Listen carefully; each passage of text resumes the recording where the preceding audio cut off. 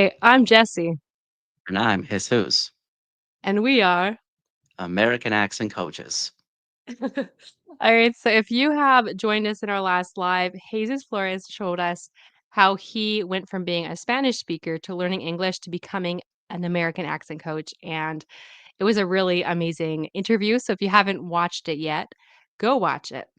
But in that video, we had a question, a very interesting question, because often when people think of American accent coaches, we think of people who are learning English as an additional language. But we had this question here, and it is I am a native English speaker, but not American. I plan to come to the US. Do you think I could master the American accent in 5 years?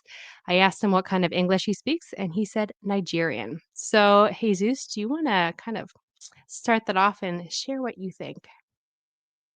Well, it is a very interesting question given such a precise time frame. I thought it was really intriguing. My short answer is that yes, you can definitely master an American accent in 5 years. It's a very generous amount of time that you're giving yourself. So the long and short of it is that you can definitely achieve that goal. We'll talk some more about that. Very often people don't really have such, let's say, strict time frame. So I would be very curious to know where that 5-year time frame fits into your, let's say, future plans or even career. I'm assuming this has to do with career advancement, which is a very common goal. Yeah, and I think it also has to do with integration, like when he comes to the United States. So I agree with you. I would say yes, it's possible. Um, a random question that came up too, as well for me in my mind, and I want to ask you, Jesus, is: do you think somebody can master the American accent in like 2 or 3 years? Do you think that's possible? I do. Now, when we get into a question about how long something like this can take, I'll give some more thoughts. I'll try to flesh out that my answer better to that. I think perhaps you might be able to achieve it or to attain your goal faster if you, let's say, reduce the amount of time that you are giving yourself to reach that goal. However, just to kind of like anticipate what I want to say later, I don't think that is so much about a specific time that it will take to achieve this goal, but rather what practices or what things you can do consistently Yeah. to move yourself closer to the goal. 2 or 3 years, yes. Just to make it really simple.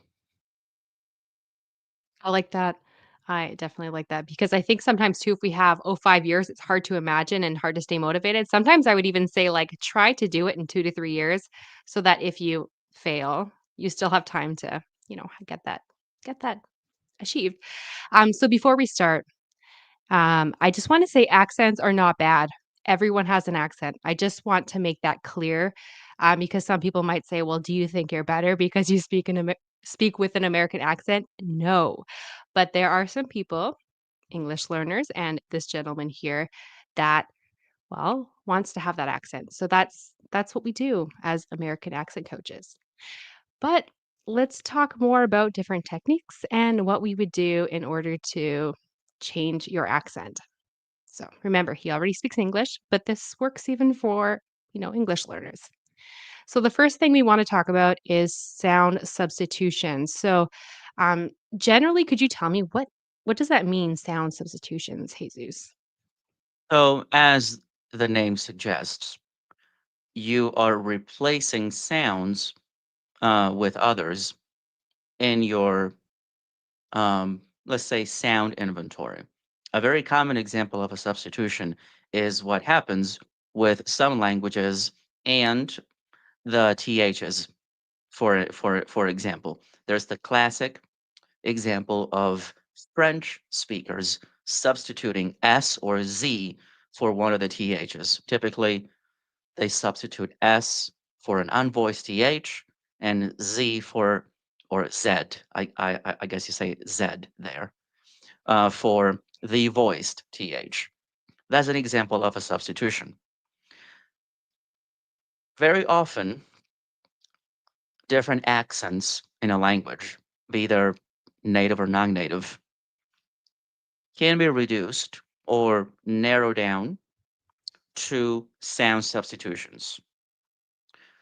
Another one that is very common is the substitution of a J with a Y sound, especially if you speak Spanish. And perhaps to a lesser extent, what happens with a voiced Z sound being substituted by or replaced by an S sound, that can happen too. And THs being replaced by a T or a D. I think that probably is more common if you speak German. Yeah. And, like, we all speak in patterns, right? So, like you had mentioned, Jesus, I was gonna say the TH. The voiceless TH is either pronounced as, like, an S or it could be a T, the voiced TH. So, once you know which patterns are not, I don't wanna say correct, but aren't American, then you can switch them up. So, for example, I listened to a little clip of a Nigerian talking, and I heard him say, "What is the matter? What is the matter?" Instead of saying, "What is the matter?" So you can see "de" is like it's I believe okay, I'm not pro at speaking with a Nigerian accent, but it sounds like your TH, your voice TH turns into a D sound. So you would have to work on, okay, every time there's a TH, I have to make sure that my tongue is between my teeth. It's not teat, it's teeth. Or when I say the, I'm not going to say duh, I'm going to say the. So once you start replacing these sounds, making them a habit, just like Jesus, you said, like practice continually to really make those permanent changes in your accent. Um, and then, for example, like mata, wata. You know, they don't have the flat D that Americans have, where we'll say water. It's like a fast D, water, matter.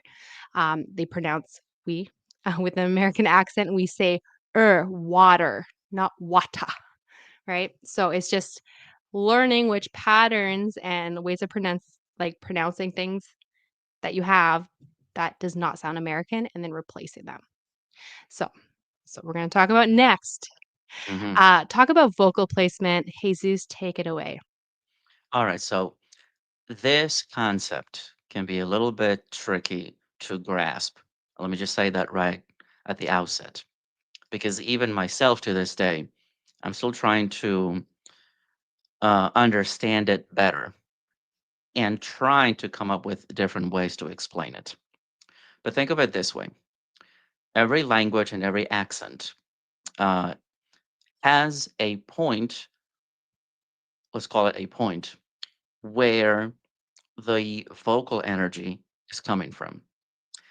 Generally speaking, North American accents have a lower placement, meaning that the power of your voice is coming typically from near the diaphragm area and from the back of the throat with an open feeling. One of the ways that you can, let's say, experiment with this is to drill the R sound and just prolong the sound for a little while, and you will get something that is close to this concept of placement. Think of it also this way: where does the sound resonate the most? Now, again, there are different opinions as to what is typical in a North American accent, English accent. And so you're going to find, in my experience, I found two, mm, let's call them 2 points of consensus. One suggests, as I was saying earlier, that American English has a placement which is low and open.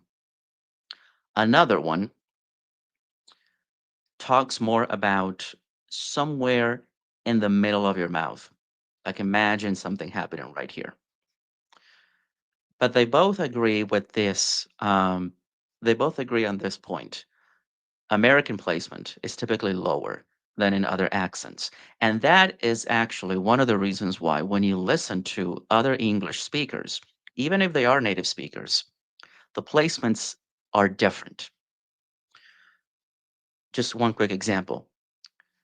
As far as I'm able to tell, and others have, said this too, British accents, Australian accents are higher somewhat, and they are much more, let's say, closer to the front of the mouth.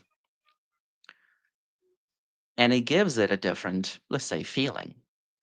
And you can identify those things. Even if you, let's say, for instance, have all the sounds perfectly, you have the inventory completely mastered.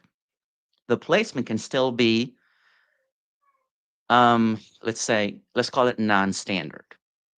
And it feels different. You're not exactly sure what it is that makes it different, but it is there. Again, the difficulty with placement, and some people actually use a different term. I'll get to that in just a moment. Placement is not something that you can, let's say, locate within the vocal tract. It is not your soft palate. It's not the hard palate. It's not the gum ridge. It's not the teeth, your jaw, or anything like that. I like to think of it this way. Your placement is more of the ecosystem where all of these things are happening. And that's why it's harder to pin down. Mhm. And when you get to, let's say, higher levels of mastery, the real challenge comes from being able to consistently stay in that placement. This other accent coach, Mary, she has talked about this in her YouTube channel, and she has mentioned it when she has talked about her experience learning Spanish and how difficult it is sometimes to remain in that placement, especially because my understanding is that she has learned or become very proficient at speaking European Spanish, which has a different placement than Latin American Spanish. And so staying within that placement region, let's say, is hard because sometimes what happens is that you're slipping in and out of the placement. And that, well, that's hard. I mean, it really is tricky. But I just want to say that this is something that colors everything, that we're doing. All of the sounds, all of the connections and reductions, they are all affected by that placement. Now, my guess is that Nigerian English, just from what I've heard also, seeing that is very clearly influenced by British English, it has a higher placement. Perhaps it has a more vigorous use of the lips, even like mata. There are two big substitutions there. For instance, one is the T sound. There's a true T sound there, but Yeah. also, unlike British accents or some British accents, that final schwa sound. I mean, it's not an like it is here, but that sound to me is not really a schwa. It is something different. It seems to be something that is lower. Schwa is very central. That's why we call it the central vowel sound or the unstressed sound. This one is lower, it seems to me, like mata. So, anyway, it's a very long winded explanation. But again, I just want you to get a feel for how difficult it is to pin this down. I mean, this is, like really high level stuff, but it does contribute to it. Some people talk about oral posture. I've Mhm. only heard one accent coach refer to it that way. Everybody else says Marielle. placement. Does Marielle say oral posture? No, that's Oh, Bianca. I don't know if you know Mary. her. No, I don't. I don't know I who should the get to other know one her. is. But anyway, that's what I have to say about placement. There, yeah, there are other things that we can probably say later, or maybe if somebody's interested, I can reference other coaches that really love to go into that in detail. Yeah, and even after, if you want to, tell me who they are, I can put them in the description of, the YouTube video as well, because it's hard to think of everyone. That works. Yes. Are you okay if I go to the next question? Yeah. Let's move on. All right. So, could you share? We both are going to share, but could you share strategies to achieve fluency? By fluency means to sound natural like an American in regards to the accent, vocabulary, etc. I'll let you start off, and then I will add on to that. Well, our listener here has an advantage already, which is not you know insignificant, and that is that he is a native English speaker. So let's say that that fluency is already there, and he doesn't really have to worry too much about it. What I would say is that he should be quite aware of the different vocabulary choices, because that's where the differences will really come to the surface. I mean, I'm assuming that this person can already express all of the range of emotions and ideas, that a normal person has. So I don't think he has to worry about that. It would just be, let's say, more of a matter of um, more appropriate vocabulary, for where he is going to be. Um, and perhaps a little bit of the grammar, I would even say. Um, the point that always comes to mind for me is that we're far more likely in American English, and I'm assuming in Canadian English as well, to use the simple past tense instead of the present perfect when you ask, for instance, if you have done something. Mhm. So that's what I would say there. Perhaps, um, well, we'll get into this one later, but I was going to say perhaps looking for, more guided um, coaching, would be something to Mhm. consider.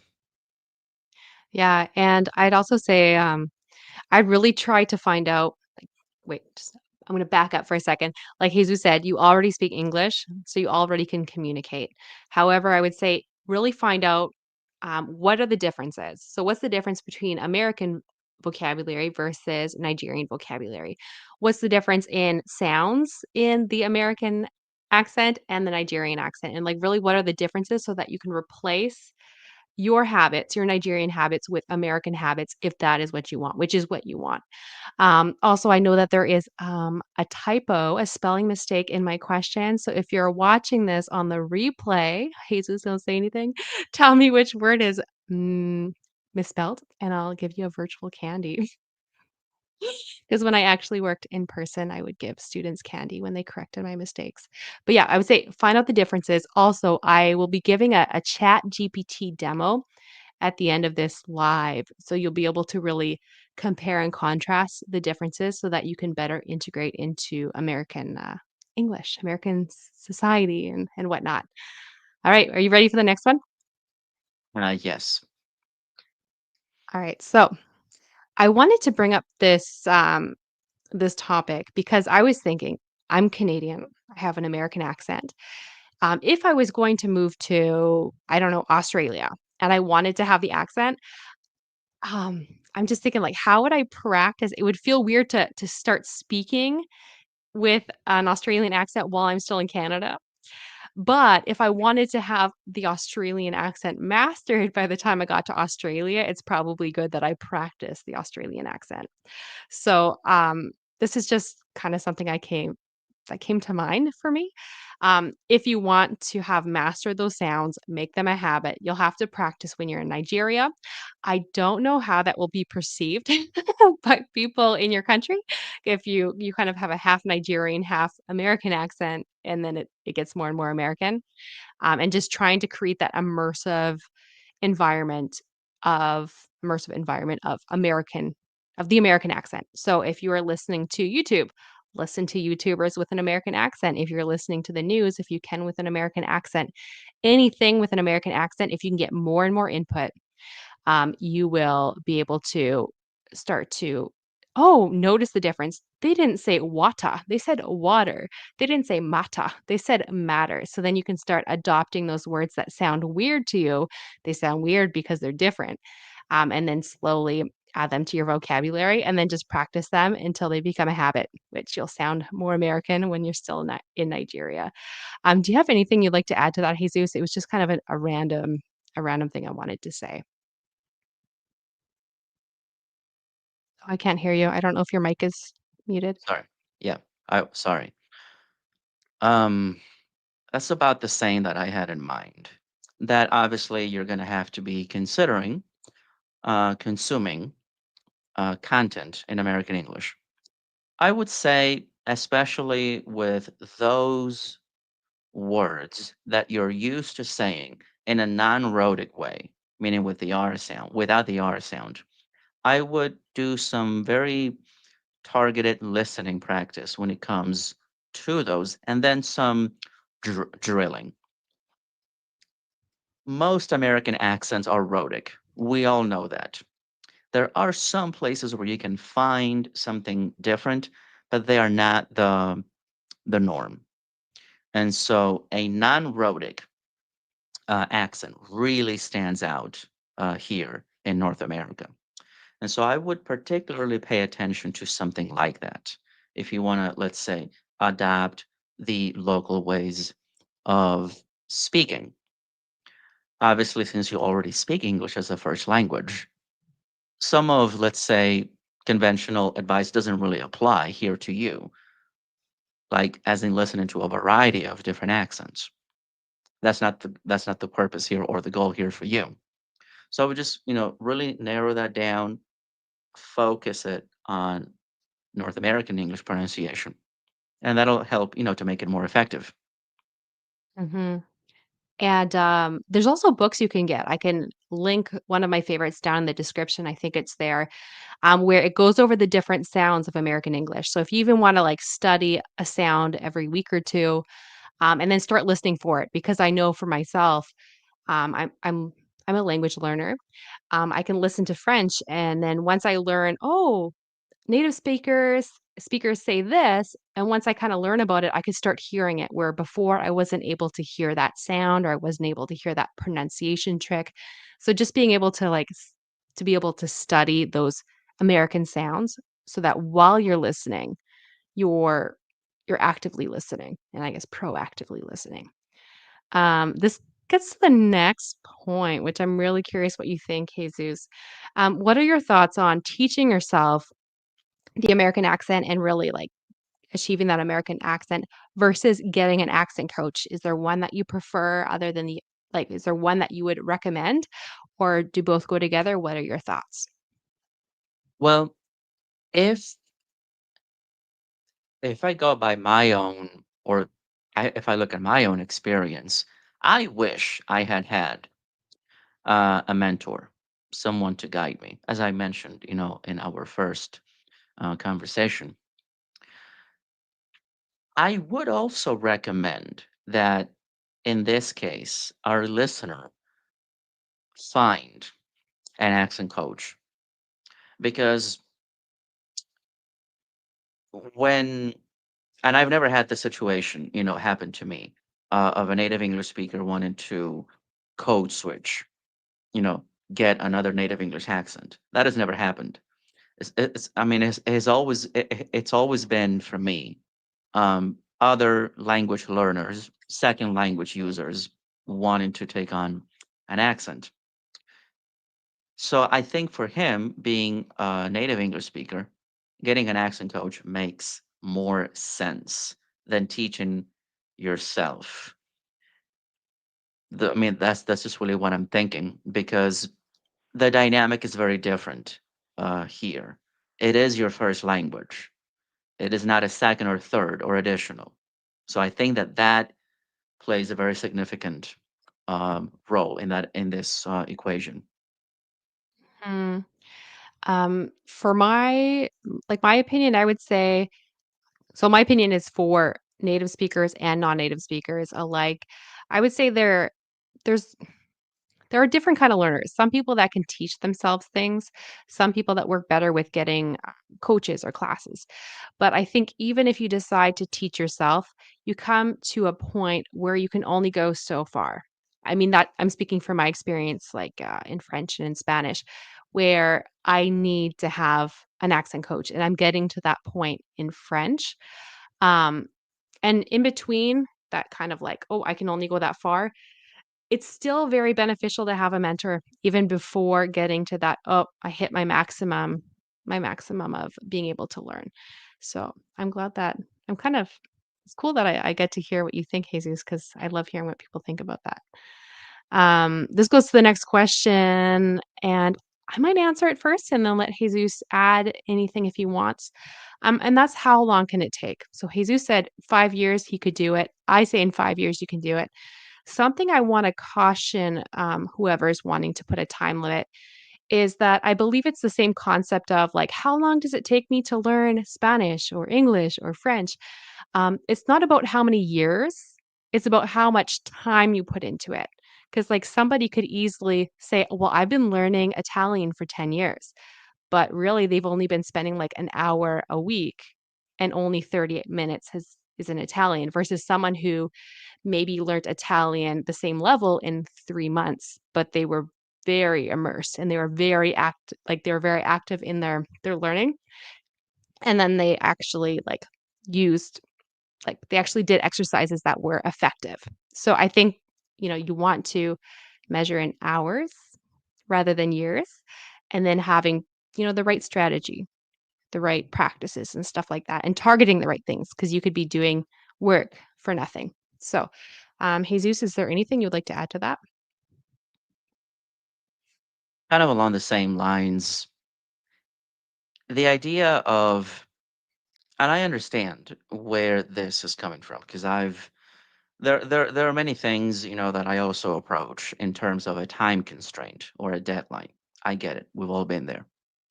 But for something like this, I believe a different focus or shift, works better. And I think I've heard it put this way.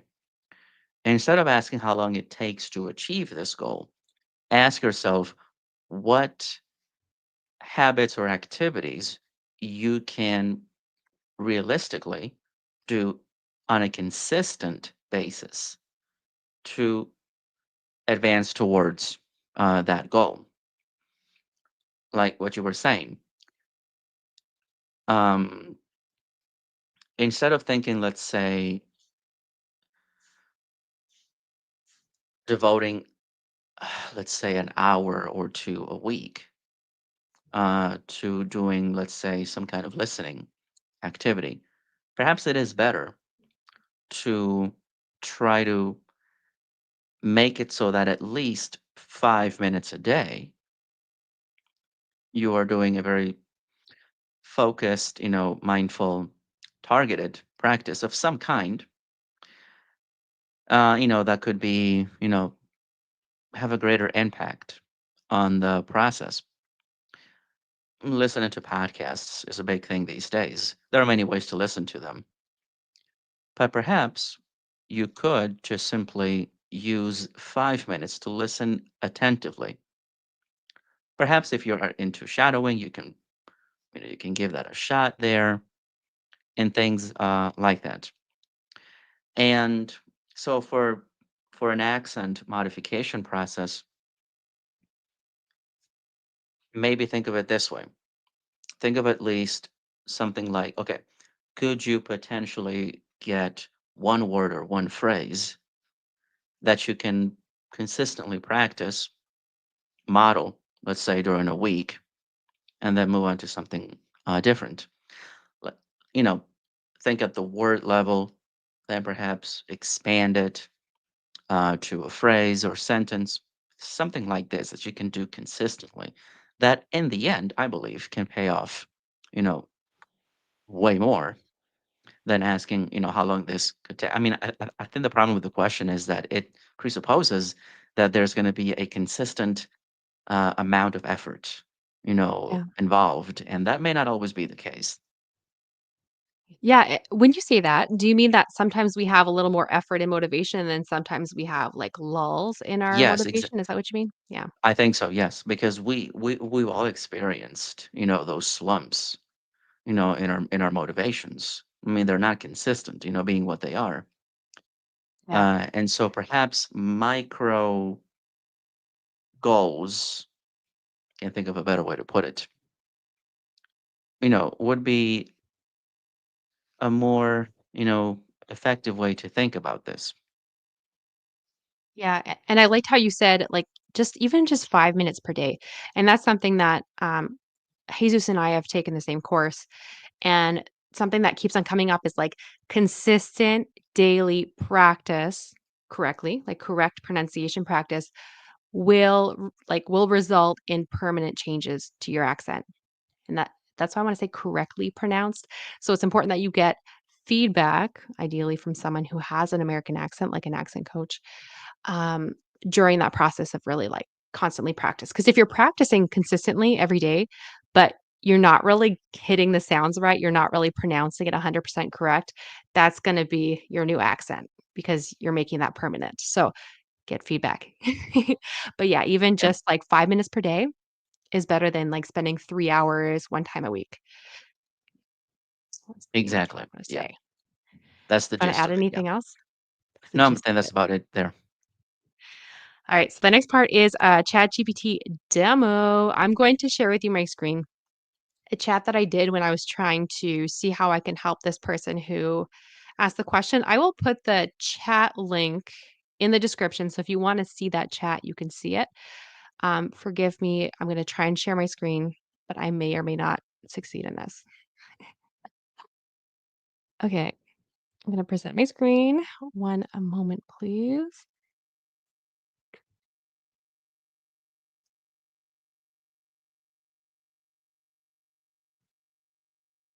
Okay, I'm just gonna share my entire screen because that seems to be what's gonna work.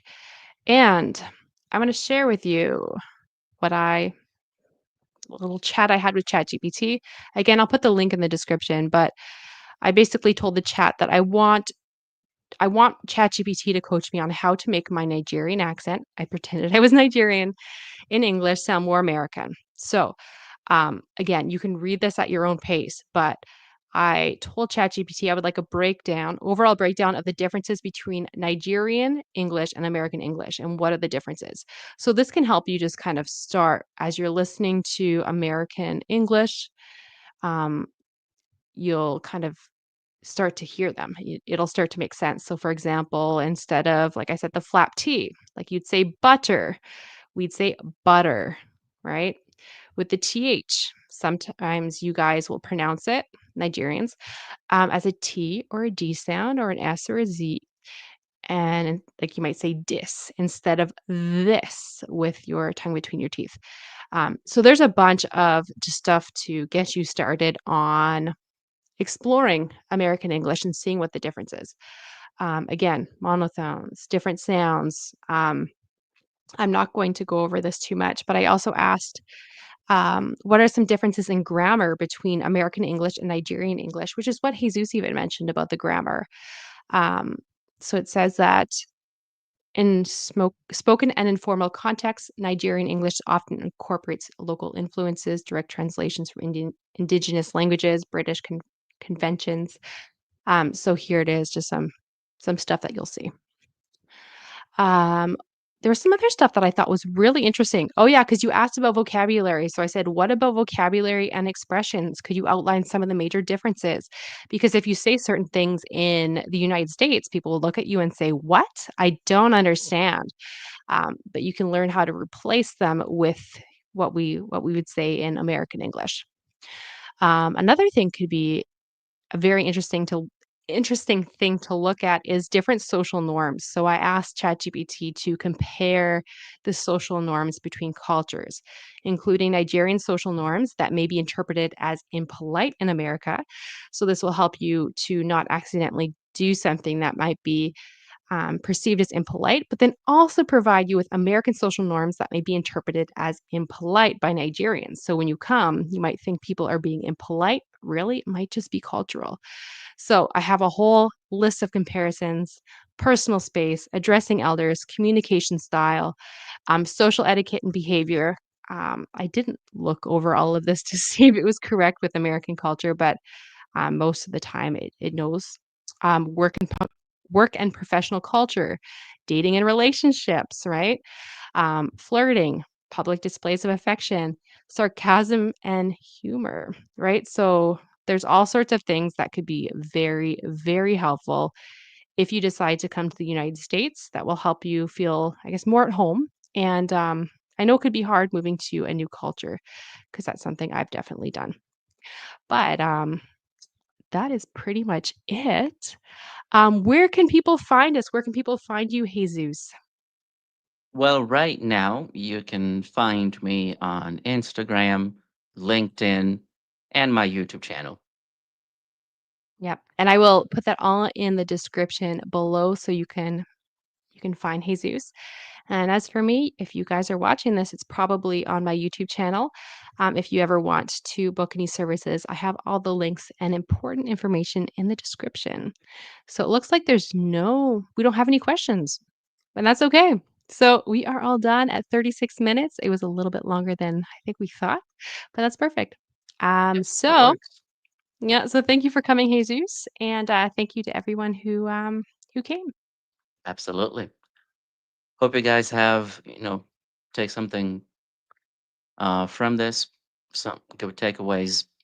That chart, that conversation was very good. I really liked some of the differences and things that it mentioned. With Whoever's going to benefit ChatGPT. from this, yes, they should definitely go over that conversation, you know, uh, more slowly and carefully. There are some amazing, points there. Yeah, so I'll put the link to that in the description. I also have a ChatGPT prompt guide for English learners, so if you want that, you can, click down in the description to get that. Very So well. see you guys. Yeah.